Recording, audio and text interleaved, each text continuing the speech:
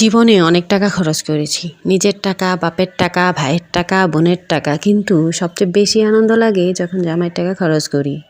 আজকে জামাইয়ের টাকা খরচ করব, তাই ভেবেচিন্তে বসে আছি, দেখি জামাই কিছু বলে কিনা। যেহেতু ভ্যালেন্টাইন্স ডে, ঘুরতে নেবে কিনা না নেবে সেটাও জিজ্ঞেস করলাম, কিছুই বললো না।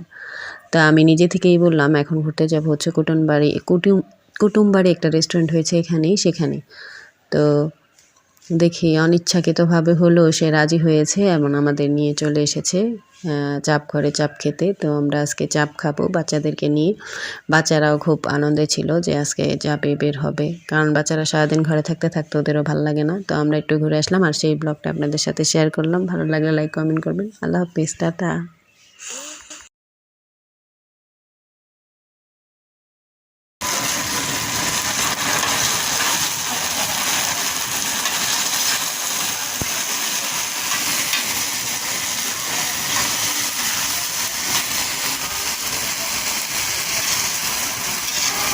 Tapi cuma karena